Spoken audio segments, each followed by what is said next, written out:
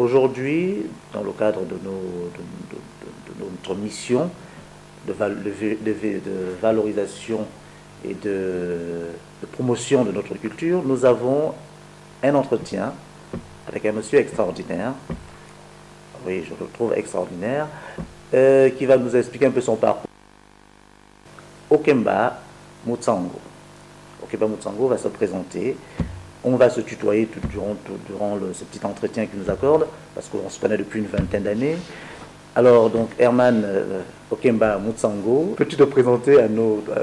Est-ce que tu peux te présenter à nos internautes? Je me présente, Okemba Mutsango, directeur de l'association Impronor, Initiative Management, Persévérance, Respect et Orientation. Je suis politologue de formation, analyse des politiques publiques et juriste. Je suis chercheur à l'université Jules Verne Picardie. Nous avons créé au sein de notre association, en partenariat avec la faculté de droit d'Amiens, le rectorat de l'académie d'Amiens, la haute autorité de lutte contre les discriminations, le conseil régional du Picardie, une formation inédite intitulée ambassadeur de l'égalité. En fait, il s'agissait pour nous de permettre aux étudiants inscrits à la faculté de droit, mais également dans d'autres UFR, d'être spécialisés dans le domaine de la non-discrimination, à travers le droit pénal, la procédure pénale, le droit communautaire, le droit international, les libertés publiques. Donc outiller les étudiants dans cette matière qui était inédite, puisqu'elle n'existe pas sur le territoire national, elle a été créée ici, à titre expérimental.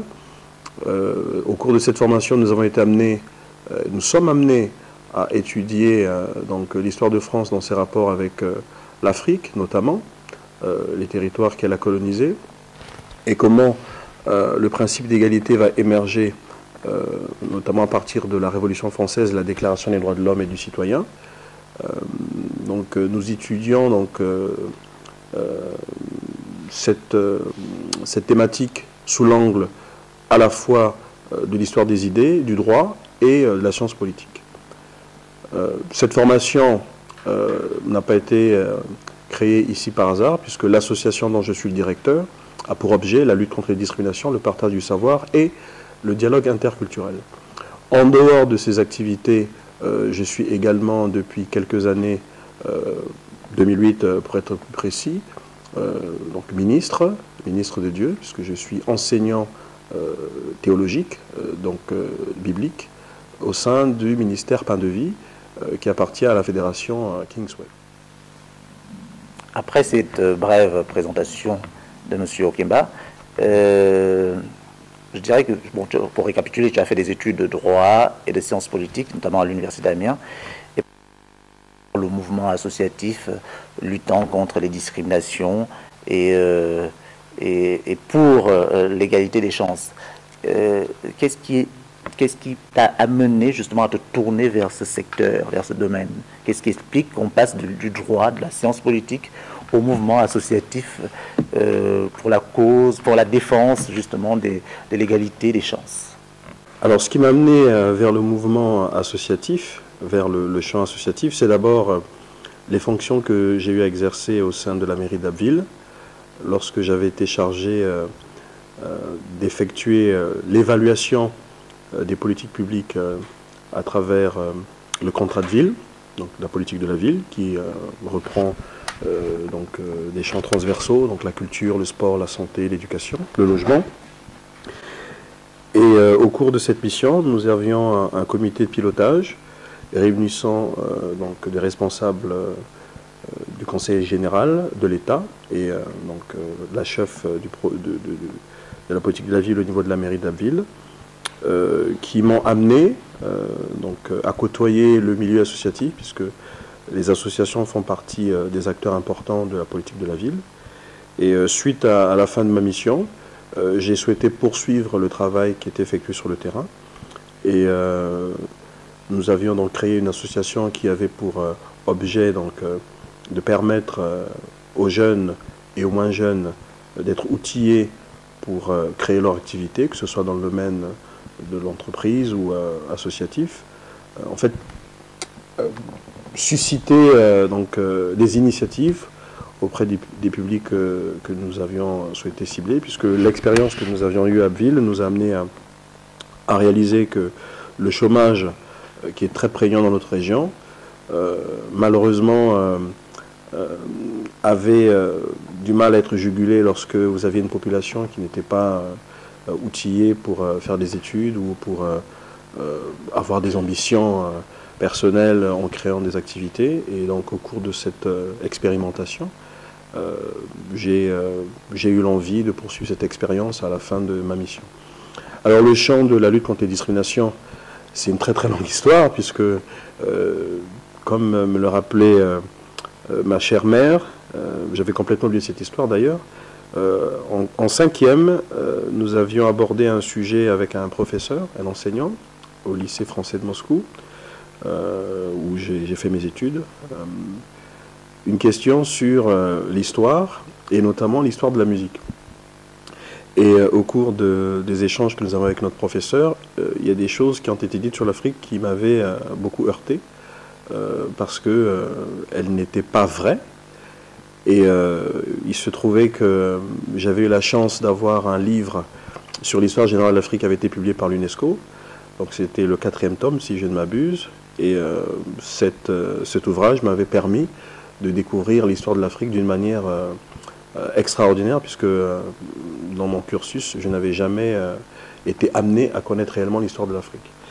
Et donc, suite à ces informations, j'ai été amené à contredire, pour être poli, mon enseignant. Et donc, ça m'avait valu une réputation pas très positive de la part de ce professeur pour faire court. Et donc, en fait, c'est à ce moment-là, je pense que tout a commencé. Et depuis cette période, j'ai eu l'envie de rechercher, d'apprendre à connaître davantage le continent africain, son histoire, ses peuples, etc. Et en arrivant en France, en 1994, j'ai continué toujours, évidemment, à m'informer, à rechercher, à connaître davantage. Et étant d'origine africaine et confronté aux réalités que tous rencontrons ici, donc la discrimination, il était tout à fait, je veux dire, naturel que je m'intéresse de près à cette question. Bah, en t'écoutant, on voit très vite ton parcours. Tu viens de nous raconter un peu ton parcours, les grandes lignes. Tu es d'origine congolaise, tu as grandi, tu as vécu en URSS, à l'époque ça s'appelait comme ça, à Moscou. Tu es arrivé à Amiens il y a une vingtaine d'années et tu es confronté à la réalité, à la dure réalité que vivent quelques millions de personnes dans ce pays, au pays des droits de l'homme, comme on dit. Cette réalité qui est faite de discrimination, qui est faite d'inégalité, d'exclusion. Voilà, donc ça nous amène droit dans le vif du sujet, tout droit dans le vif de notre sujet, au cœur de notre sujet, qui porte sur le mouvement de libération, les mouvements de libération noire, puisqu'il y en a eu beaucoup. Et ces mouvements de libération qui sont partis, entre autres, de la révolte des Noirs, des esclaves en Amérique et dans les Caraïbes, et qui arrivent jusqu'au mouvement de la Renaissance noire aujourd'hui, en passant naturellement par les grands leaders, les grandes figures de la cause noire, Marcus Garvey, William Du Bois, Malcolm X, Martin Luther King aux États-Unis, Angela Davis, Stokely Carmichael, les Black Panthers aux États-Unis, Rodney Scott en Jamaïque, ou d'autres, des figures comme Aimé Césaire dans les Caraïbes, aux Antilles précisément, ou en Afrique, des personnalités comme Cheikh Anta Diop, Théophile Obenga, qui sont des grandes figures, et puis Thomas Sankara, Patrice Lumumba, Steve Biko, Mandela et tous les autres. Qu'est-ce que tu peux nous dire concrètement, comment peux-tu nous expliquer concrètement ce mouvement qui s'est internationalisé, qui a eu plusieurs espaces, qui s'est développé dans plusieurs espaces, plusieurs régions? Est-ce que tu peux nous l'expliquer concrètement, comment ça s'est passé, d'où c'est parti et comment ça s'est diffusé? Merci pour cette question. Merci pourquoi? Parce que cette question se situe au cœur du projet que j'ai l'honneur de présider, le projet Congo Square, qui en fait a démarré depuis 2005, qui consiste, je vais vous dire brièvement, à financer l'érection d'un mémorial dédié aux héros noirs, notamment les Freedom Fighters, donc les combattants pour la liberté. Donc c'est une question qui me passionne éminemment. Alors, avant de parler, à proprement parler de ces mouvements de libération, il faut déjà expliquer qu'il y a plusieurs modes. Parce qu'il y a la libération physique, donc la libération par les armes, et il y a la libération psychologique, la libération mentale, donc à travers la culture. Donc pour reprendre la généalogie et la genèse de ces mouvements de libération, ce qui m'a frappé en étudiant ces mouvements, c'est de voir la durée dans le temps, la persistance de ces mouvements.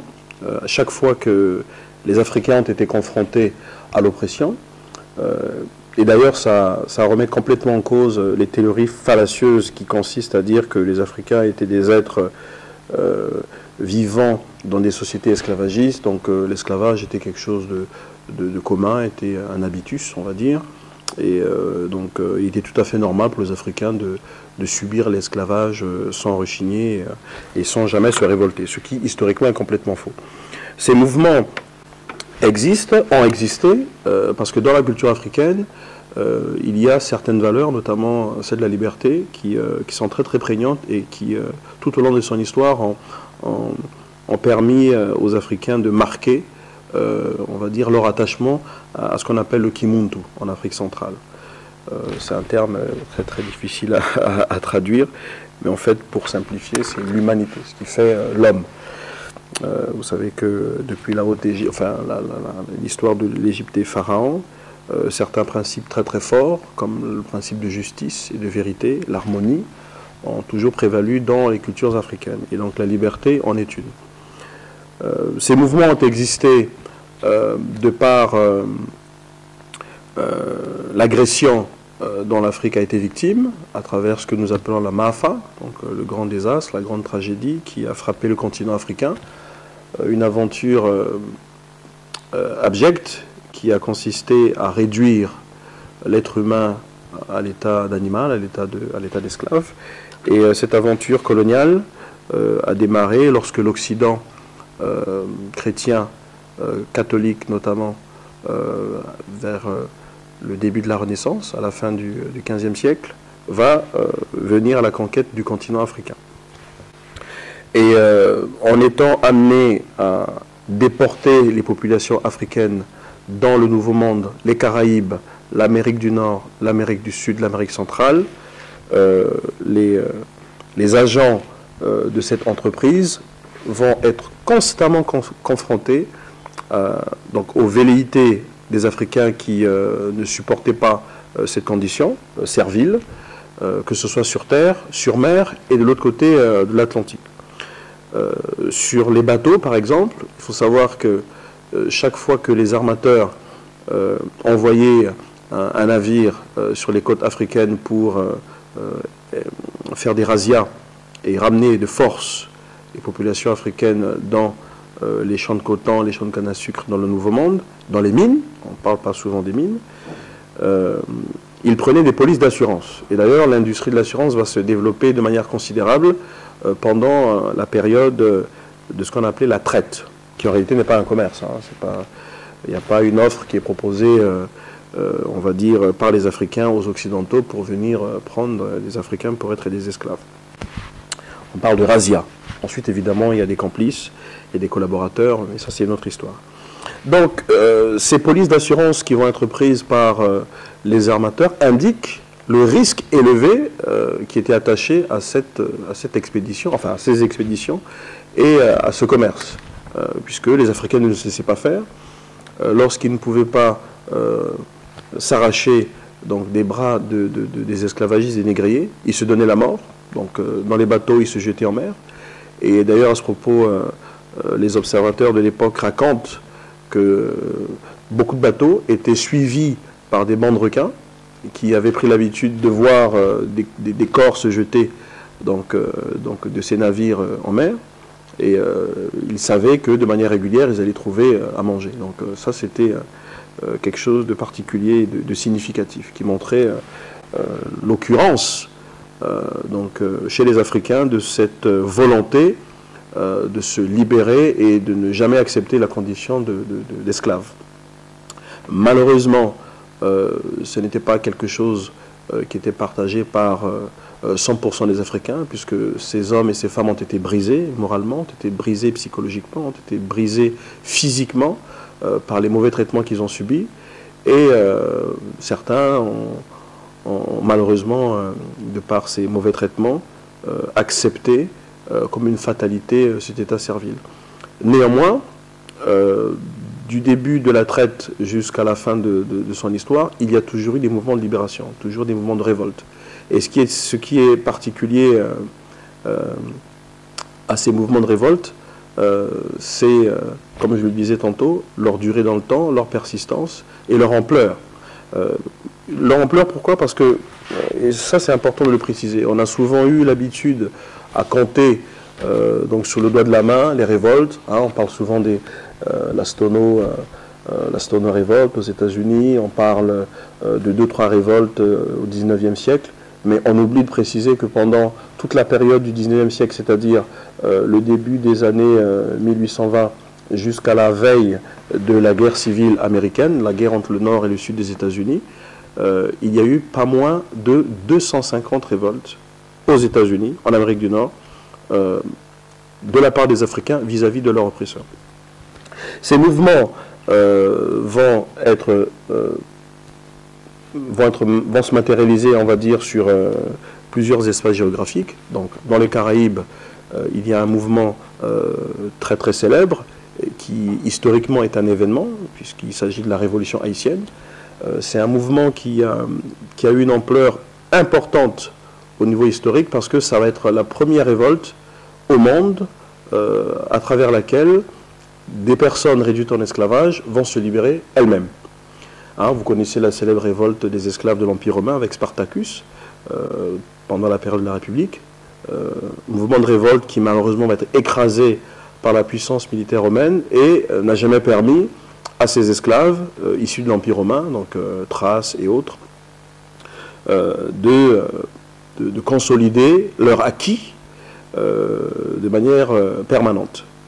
Cela n'a pas été le cas pour la révolution haïtienne, puisque les Africains vivant à Saint-Domingue, c'est comme ça que cette île était appelée, les Africains vivant à Saint-Domingue vont, par leurs propres moyens et de manière permanente, chasser l'oppresseur qui, pendant plusieurs siècles, avait réduit ces Africains à l'esclavage.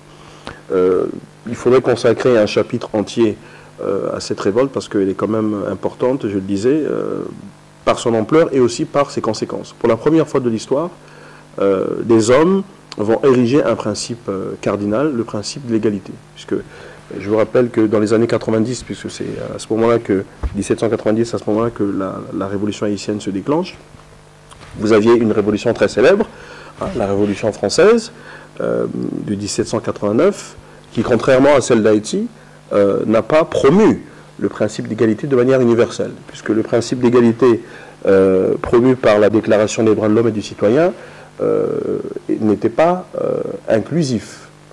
Hein, il n'incluait pas les Africains, hein, puisque les Africains n'étaient pas considérés comme des êtres humains, pour certains, à l'époque, hein, depuis la fameuse rédaction du Code noir sous Louis XIV, donc de la deuxième moitié du XVIIe siècle.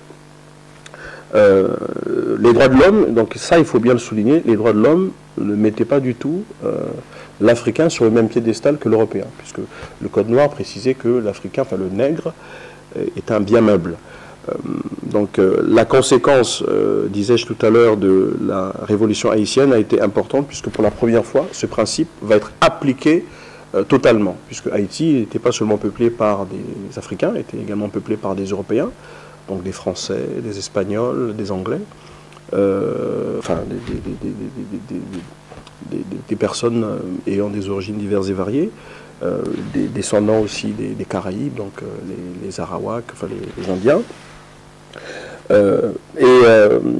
Cette révolution va impacter également l'histoire de l'Amérique du Sud, puisque toute l'Amérique latine, en dehors du Brésil, était sous domination espagnole, puisque les conquistadors vont être les premiers à se lancer dans l'aventure coloniale après la découverte des Amériques par Christophe Colomb, enfin même s'il n'est pas allé sur le continent américain. Les conquistadors espagnols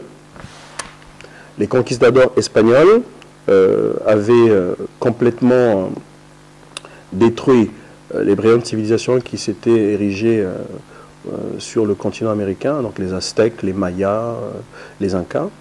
Et donc au moment où la révolution haïtienne éclate, vous avez à peu près dans la même séquence, au début du 19e siècle, un personnage remarquable en la personne de Simón Bolivar, qui va demander de l'aide auprès des Haïtiens, donc des Africains vivant en Haïti, pour libérer le continent sud-américain. Et Haïti va être très enthousiaste pour porter le mouvement de la liberté en dehors de ses frontières, puisque l'ambition des Haïtiens n'était pas seulement de libérer leurs concitoyens, mais également tous les Noirs qui subissaient le joug colonial.